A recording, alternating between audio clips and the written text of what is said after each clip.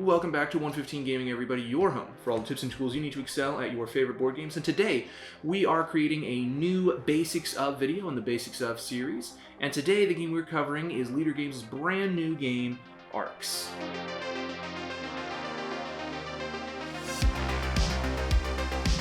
So just as like a little prelude, if you will, before we get into the video, as a reminder of how this series works, the Basics Of series aims to just give you basically some beginner tips, some beginner strategies to help you just instantly improve your games of Arcs, so you don't have to go through the pain that I went through for my first 5 or 10 games or so trying to figure out these tips. And hopefully what these tips will help you do is help guide you and just get you immediately started on getting your head around Arcs. As a disclaimer, once again, this is not a how-to video. There are other how-to videos. This is a beginner strategy guide, and so as such, we are assuming that you have read the rulebook. Maybe you've even played a practice game. It doesn't matter, but I'm just going to assume that you know all the rules of the game and just get straight into the strategy guides and tips. Something that's interesting about Arcs is normally I like to have these Basics Of videos be, like 10, 15 minutes. I don't know how long this video is going to be, but even after just writing out some basic notes and an outline for this video, this may be one of the longer Basics Of videos that I've ever made. And that's what's interesting about Arcs is just right off the bat, I want to get you to understand about Arcs that it's a very simple game to learn, but it's a very hard game to master. In fact, I'm about 22 games deep into Arcs right now, and truthfully, I don't know if I even really started to actually understand the game like you're supposed to until maybe 10, probably 15 games in. And that's just because this game is just way more deep and robust than you would think just looking at it. The rulebook is a lot more accessible than Root or Oath, and yet I found as I was writing notes for this video, my thoughts are a lot more complex and there's a lot more going on even in just the base game of Arcs than one would initially think. Now, I don't think that's a bad thing. I think that's what's going to make this game last really long, and it's going to make this game really fun, and it's kind of what's made it my recent obsession in the last couple of weeks while I've been taking a break from Six Siege. So I think this is a great game to be making strategy guides and tips for. But just to give that disclaimer that this may be a longer Basics Of video, but don't let that intimidate you, all right? Just the challenge of learning Arcs is going to be a really fun time. And also, this is just going to be on the base game of Arcs, probably base game leaders and lore. Another thing to think about is that I just want to get this out of the way. More so than I think any other game I've played, there are exceptions to every single tip I'm going to talk about. I know I'm going to give some tip, and there's going to be someone in the comments going, well, I didn't do this thing, and I won the game.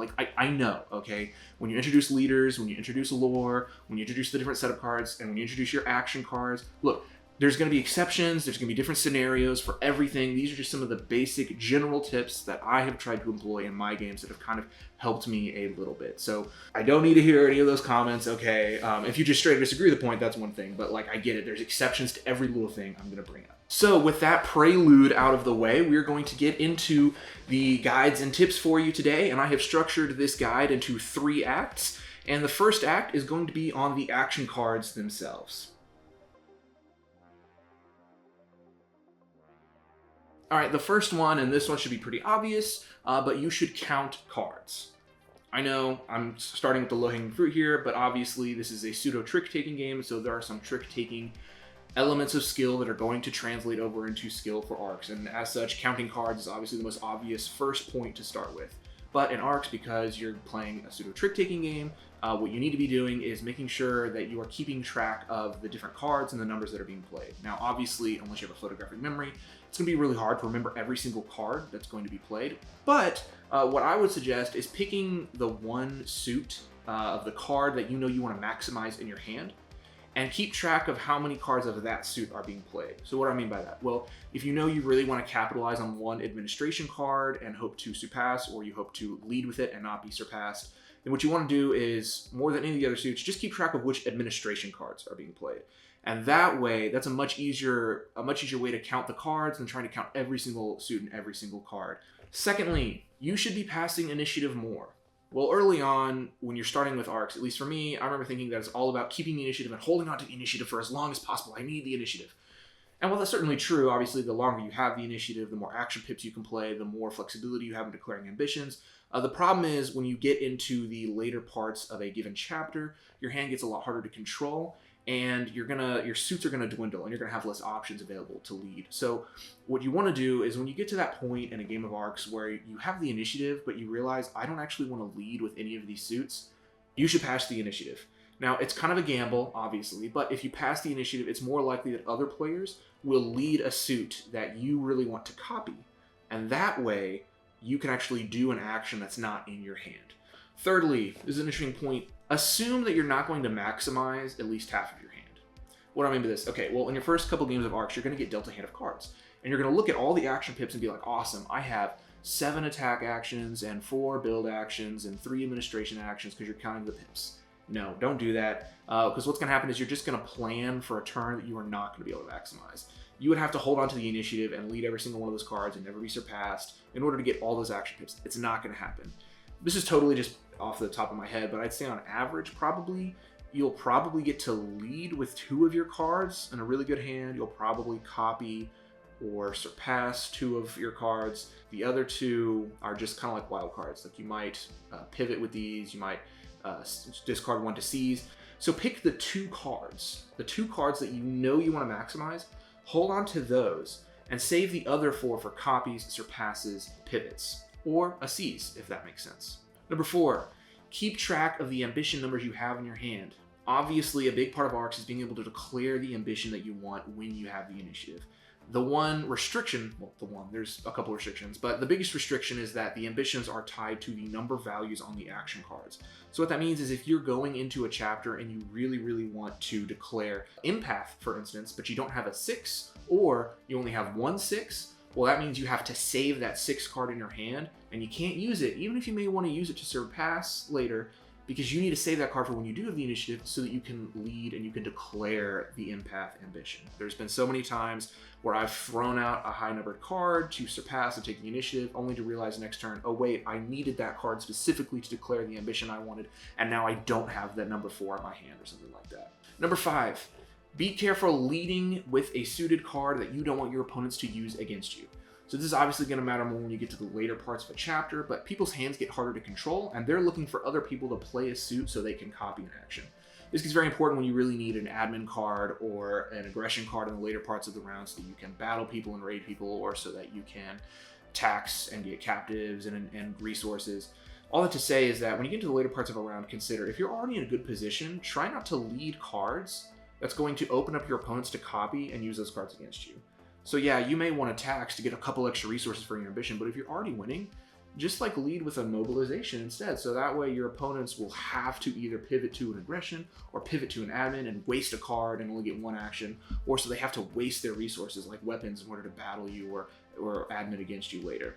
Number 6, and I've already kind of mentioned this, but just know going into the hand that the second half of the hand is going to be a lot harder for you to control than the first half of the hand.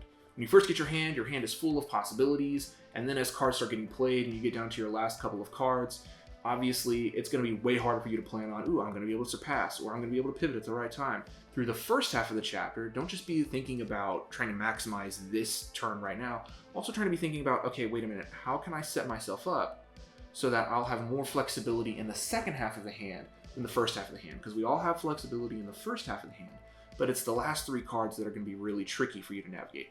So you want to be spending your first half of the hand getting those resources, getting that board position, so that when you get into the second half of the hand, you can do more with copies or with pivots, so that you can offset that restriction of 1 action with more resources or with more guild cards. Number 7, this is obviously very difficult, but I think the ideal time to declare an ambition, well, obviously the most ideal time would be to declare an ambition in the last card of the hand, so that way you can declare something that you have a lock on and the other people can't, do something against you, but that's probably rarely going to happen. You also don't really want to declare an ambition on the first card of the game unless you're really desperate, because you're giving the rest of the table 6 rounds in order to counter you, in order to fight you for that ambition. So the best time I found to declare an ambition, and again, remember, this is harder to time properly, and it takes a lot of effort, a lot of maneuvering, and it may just not happen, but you really want to try and declare an ambition probably 3 to 4 cards into a chapter. And the reason is that probably you might get lucky and nobody's been able to declare an ambition. You can get that nice, fat, high point bonus on the ambition that you're feeling pretty good about. And now people are in the second half of the hand, and they have a lot harder time controlling and being able to counter you for that ambition. But also, even if somebody's declared the high point ambition, probably around rounds 3 and 4, you can get the second tier ambition, which is honestly not too far behind. All that to say that round 3 and 4 in a chapter is one of the best times to declare an ambition, because it's after people have committed to their plans, And if you declare an ambition halfway through the chapter that they're not going for, they're going to have to scramble to try and beat you for that if they want to. And secondly, they're in the second half of the chapter, so their hand is a lot harder to control, so it's going to be harder for them to beat you, especially if they haven't set themselves up properly and they don't have a lot of resources or guild cards. All right, number 8, and this is the last general tip for the action cards, but try to seize the initiative, one, only in the first 1 to 2 turns of a chapter, but secondly, only seize the initiative if you know you have a big play that you can capitalize on, or 2, that you absolutely need to declare something or do something right now and you need the initiative to do it. Seizing is pretty bad. You're giving up a card, so you're giving up a whole turn in order to be able to get the initiative and do something that you want to do. So don't just seize willy-nilly, all right? You need to have a big play plan, or you need to have like an ambition that you have to declare right now or you'll never be able to declare it. I'm going to actually go through this by each action or group of actions that I think go together and give you a couple of tips on each of those actions. First up, we're going to talk about the build or repair action, and those are going to be found on the construction card, and the repair action is also going to be found on the administration card. All right, the first basic tip when it comes to the build repair action, don't waste a high pip construction or repair action card if you actually don't have that many things to build or repair. This is obviously much more apparent in the first chapter or the last chapter when either you don't have enough board presence at the beginning or when your board presence has dwindled in the later half of the game. All that to say is that obviously you want at the beginning of the game to maximize construction as much as possible. You want to get up more buildings. You want to get up more ships so that you can use those to battle and establish a board presence. So all that to say is make sure you're moving around and putting yourself in positions where you definitely can use all the pips on a construction card. There's nothing that feels worse than throwing down a 3 or 4 pip construction card and only being able to build 2 things. Secondly, be aware of the double city placement. So obviously there are some planets that have 2 building slots. Hey, that's great. We can put 2 buildings there. You can put 2 starports, 2 cities, a starport and a city. For some of those really juicy planets, it can sometimes be really tempting to throw down the double city placement. And sometimes, again, there are situations where this is really good. But consider that if you can tax 2 of your cities to get 2 resources, that's great. You're also opening up the opportunities for your opponents to come in and double tax your cities and get 2 captives instead of just 1. And the converse side of that is beware of the double starport placement. The thing about the double starport placement that's difficult is, well, it's great that you can build 2 ships in one system and starport catapult, 2 separate fleets. Remember that people aren't going to generate outrage when they destroy starports. So if you have 2 starports on a double building slot planet, then you're giving the opportunity for your opponent to raid you more times with less risk. And going along with that, number 3, 3 plus starports is probably not great or necessary. Remember, starports can be raided and they don't generate outrage. So if you're throwing down a bunch of starports, one, you're opening yourself up to completely spread your fleet thin. So probably there's no way you could defend more than 3 starports. So those are juicy raiding targets, and people are going to steal all your resources and they're going to steal all of your guild cards basically for nothing, probably. So probably a good number of starports is 2. 3 plus starports is opening yourself up to be spread thin, and also opening yourself up to be raided like crazy because people are going to single out the starports when they're looking for something to raid. And part of that, beware leaving starports completely undefended. So I get it. Starport catapulting is great. It's super fun. And you just want to throw your entire fleet across the reach so you can go have this big juicy attack on an enemy system. Just beware, if you're leaving a starport undefended by itself, once again, that's an even juicier raiding target for your opponents. So better, if you're going to leave your starport alone, make sure you don't really have any good resources left or any good guild cards that people are going to steal. Because they're going to go over to that starport and they're going to raid it. You can be rest assured. All right, fifthly, try and build cities on planets of the resource types that you know your opponents do not want to outrage. So this is probably more applicable maybe in the campaign or with leaders in lore, but as the game goes on, you start to realize that your opponents are singling out certain types of resources and they're using them a lot. Build your cities on those planets because that means your opponent is going to be way less likely to raid that city, because if they outrage it, they're gonna have to lose their resources and guild cards of that type. All right, lastly, I got a couple of resource combos that I really like to pair with construction, and the first one is going to be the fuel plus construction combo. So obviously if you throw down a construction card and you don't actually have the ability to use all those pips, hey, no worries. If you have some fuel, you can just use the fuel in your prelude to move ships over to a system that doesn't have any buildings on it. Hey, now you can build a starport and some ships, or you can build another city, right? You can use a fuel to help maximize all the pips on your construction card. So fuel plus construction is a pretty good way to get some sneaky builds out from under the feet of your opponents when they thought you couldn't actually build that way. But secondly, obviously the weapons and construction is also a pretty nasty combo. If you're in a scenario where somebody has kind of moved their ships into your system and they've attacked you a bunch, or maybe they just moved in and they're getting ready to attack, if you mix weapons plus construction, you can do battle actions and then immediately repair your ships after the battle action. So that way you've crippled their fleet, but you have retained the strength of your fleet. So weapons construction is a great way to be able to both repair and damage your opponent's fleets at the same time.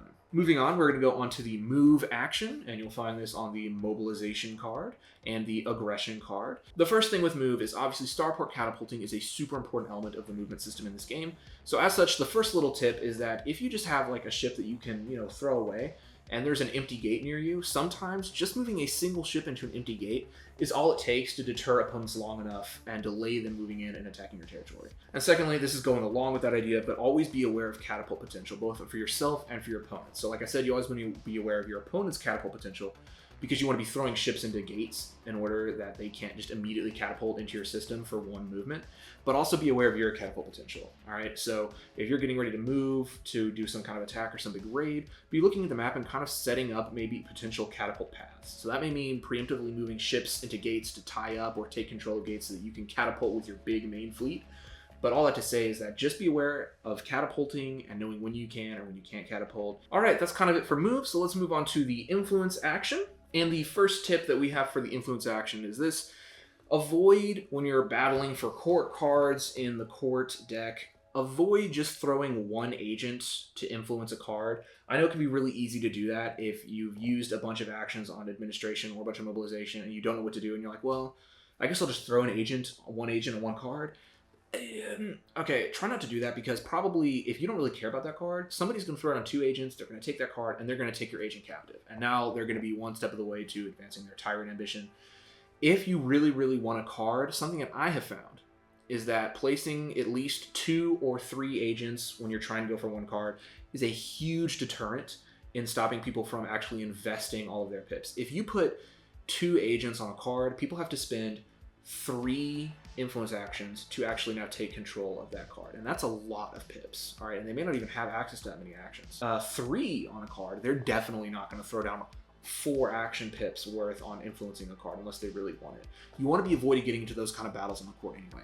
Usually throwing down 2 to 3 agents is a way to signify to the other players, hey, this card is mine and you're not going to take it. Secondly, this is a painful lesson that I learned in my last couple of games of Arcs, but often what I learned I would do when I played the court game is I would only look at the cards that benefited me, and if a card didn't immediately benefit me, I would ignore it. But the problem is sometimes a card doesn't immediately benefit you, but it does immediately harm you. I ran into this situation last game where I ignored a Vox card because I'm like, well, that doesn't really benefit me, so I influenced like 2 or 3 times on another card, and then right after I passed the turn, I looked at the Vox card and realized, wait a minute, if somebody uses that Vox card, they can use it to steal a guild card that I absolutely need for my ambition. And sure enough, the moment I passed the turn, the other player took that Vox card, secured it, and then immediately screwed me over.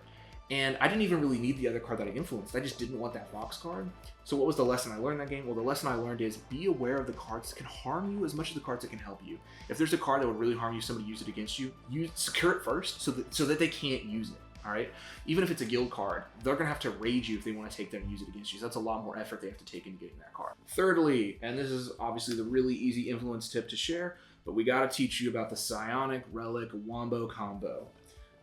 So this is a pretty simple meta that's kind of developed around the Psionic Relic resources, but something that you can do is if there's an admin card or a mobilization card that's been led, if you have a Psionic and a Relic, you can basically take a card for free in your prelude, because you can use Psionic to throw down an agent on a card, and if it's empty, then you can use a Relic to immediately secure that card.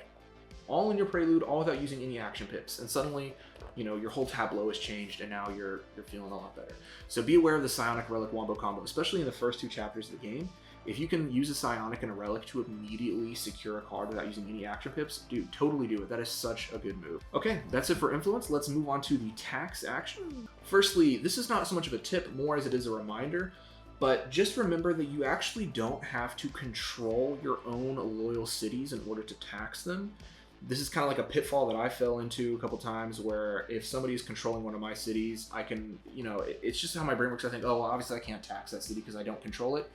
Not true. You can tax any loyal city that you have, even if your rivals control it. So as long as you have a city on the board, even if you don't have ships there, if you don't control it, you can still tax it. Don't forget that, because sometimes it can be really easy to be like, oh, I can't tax that psionic planet because, the yellow ships are in there. No, you can still tax that.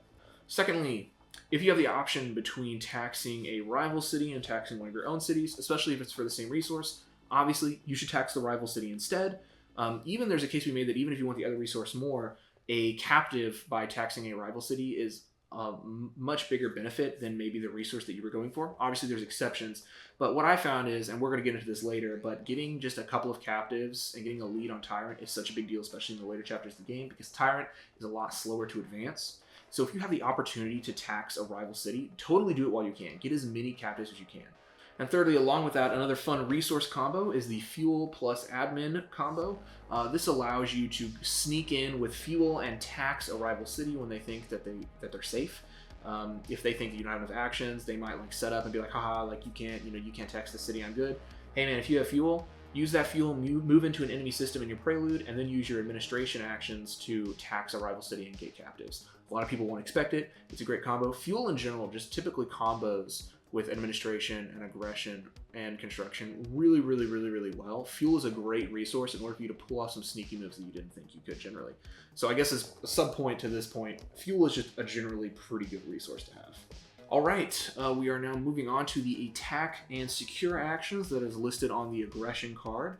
So the first and obvious tip when coming into the attack action, when coming into the combat system of arcs, you really want to be aware of the intercept symbol. As long as you have bonus attack pips, which is what you really want to try to be setting up when you're attacking. So I mean, that's the first point. Before we actually get into the first point I wrote down, I'm just coming up with a point on the top of my head. Make sure that you try and set up combats where you have 2 to 3 action pips to attack. That way you have more flexibility in order to do what I'm about to tell you we should do, which is point 2.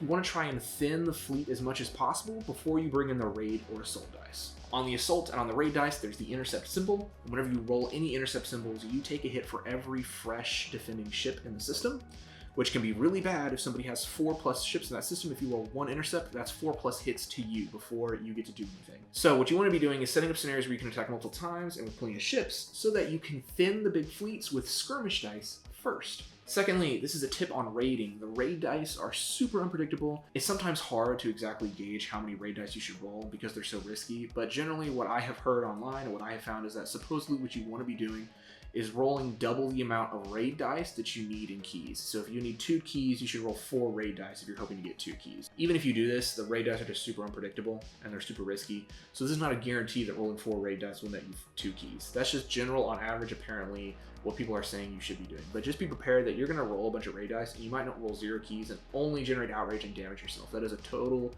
totally valid possibility. It's going to happen when you roll a bunch of raid dice, so just be careful. Thirdly, as part of this idea with raiding, I just want to prepare you guys, do not plan or rely on your victory of a game of arcs solely on a raid.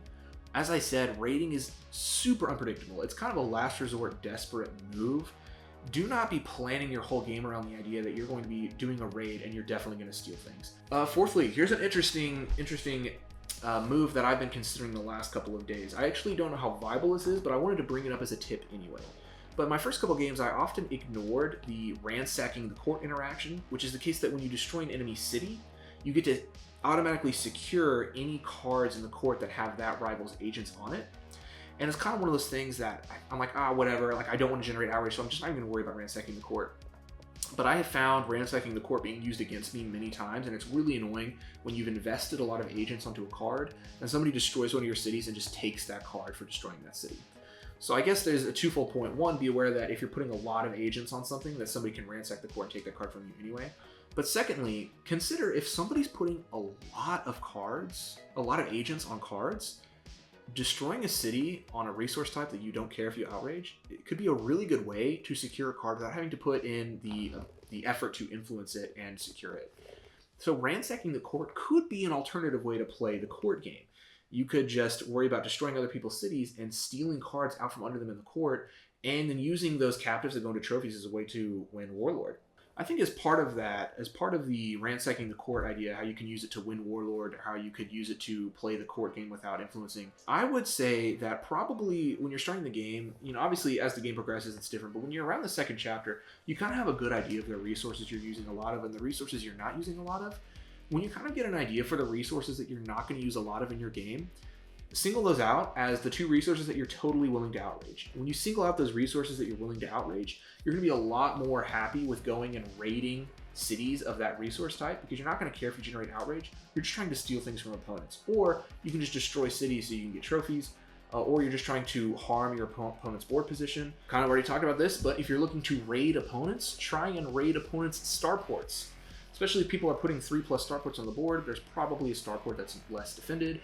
Single out those starports, raid those starports, because if you destroy a starport, you're not generating outrage of that resource. A fun thing to do is to mix weapons plus mobilization. I guess this is technically a tip that could go into the move action, but whatever. Obviously, the weapon resource allows you to convert any cards you have into battle actions. And as such, when you look at the action card, you'll notice that the mobilization cards have the most pips.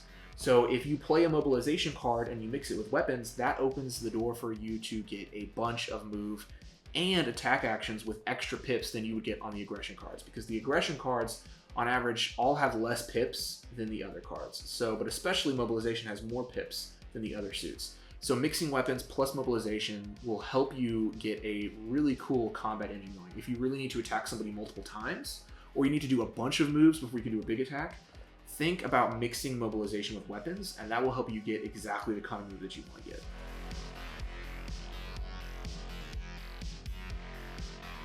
All right, the first tip is that I've noticed with the guild cards that the weapons cards, the weapons guild cards, I've noticed often benefit specializing in other weapons cards. So there are some cards that allow you to trigger an ability that will be better for you if you have more weapons resources or more weapons cards.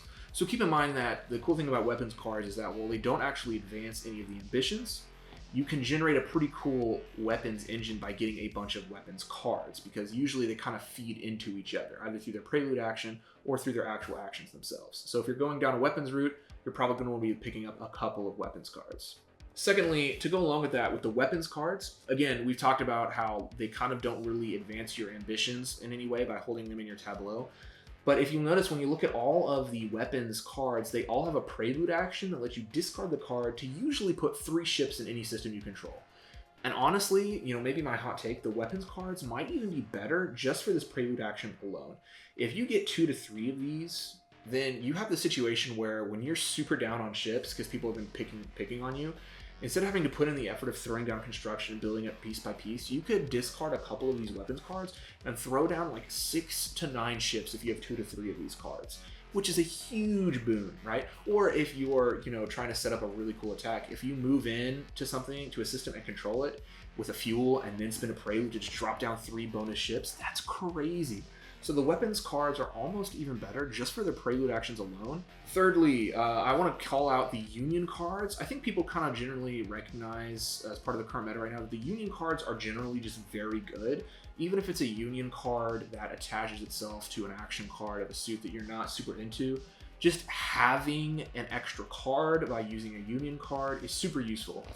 One, if nobody seizes in a round, using a union card and taking an extra action card means you're going to get a 7th turn and nobody else is going to get a 7th turn. So if you can get the admin union or the arms union card, those are really good.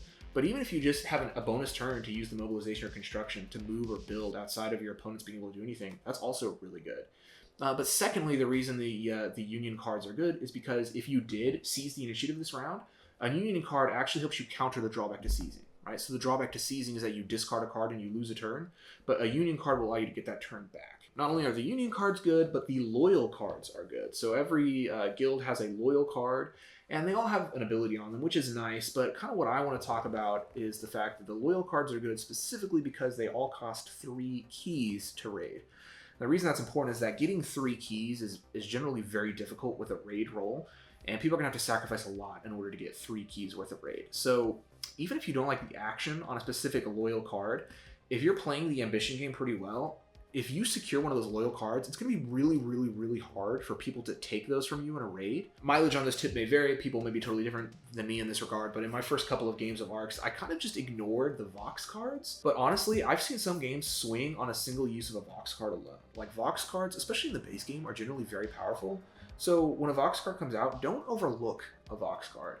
Sometimes it allows you to declare an ambition of a number card you don't have, or if you never get the initiative, that's where useful. Some of them just let you steal a guild card straight up. Some of them let you just throw down a bunch of ships. Some let you destroy enemy ships. Seriously, anytime a Vox card comes out, make sure, even if you don't want it right now, maybe throw down some agents on it in order that you can trigger it when there's a really good timing window for it, because those Vox cards can create a really powerful swing. All right, sixthly, and I've kind of talked about this a little bit, but the Tyrant ambition, which is the ambition which counts captives, I have found to be generally the least declared, and the reason it's the least declared is because it is the slowest to progress. But that being said, if you find yourself, because of this, getting a pretty big lead on captives over other people, you should declare Tyrant. In fact, maybe you should double, triple declare it possibly, which we'll get into in a minute.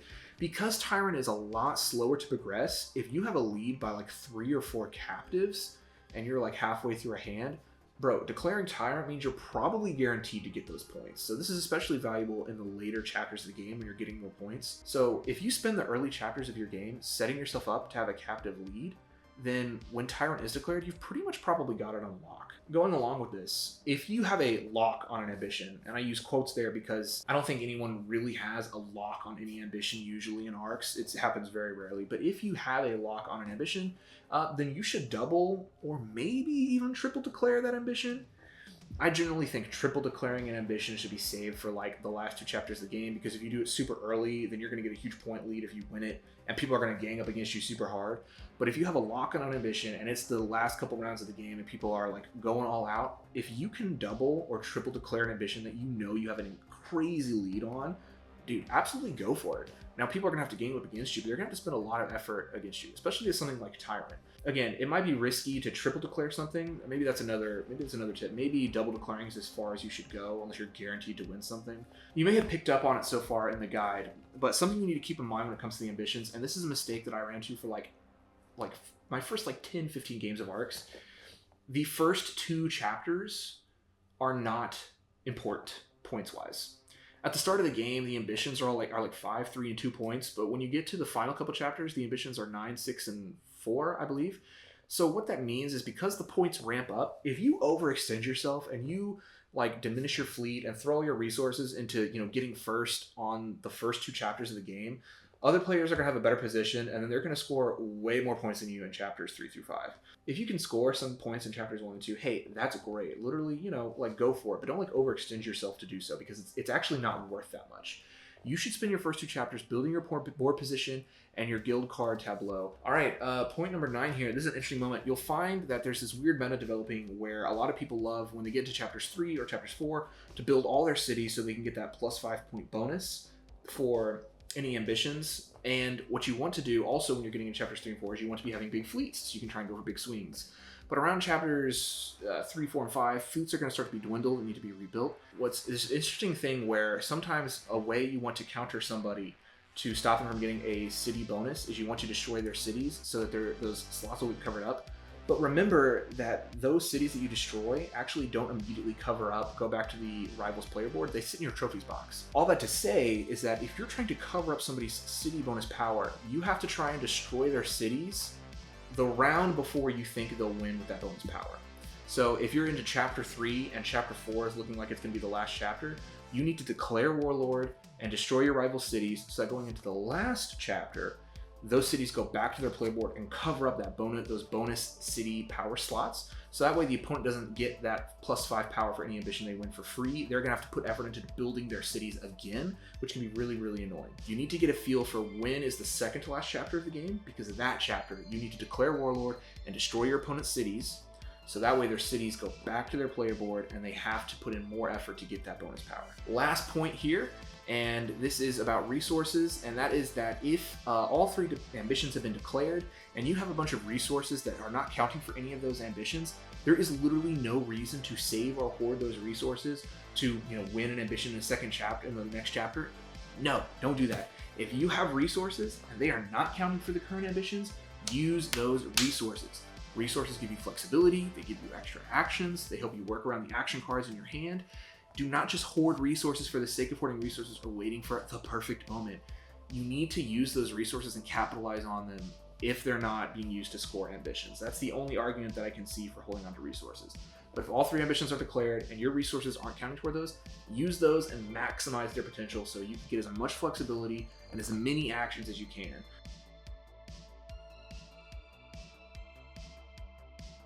Alright guys, that has been the basics of ARCS video. Just again, like to reiterate, there's exceptions to all these rules. ARCS is just a weird game. There's a lot of weird timing and action card weirdness that can really mess with all of these tips I'm giving you. But I hope, my hope is that these tips will help you in your first couple of games to immediately kind of, just get better much quicker than I have gotten better in my games, because it's taken me a lot of games, I think, to really get a handle on some of these things. And this is a guide that, honestly, I may revisit in a couple of months, because I think I'm going to learn a lot more about this game, even more than I have recently, and I think I may actually learn that some of these tips aren't as good as others. We'll see. That's the fun thing about ARCS. We're getting it on the ground floor, the meta is so in flux, but I'm just excited about this game. I'm excited to receive it in a couple weeks, and I hope that these tips help you guys, and I hope that you guys enjoy ARCS as much as I do. Until next time, see ya.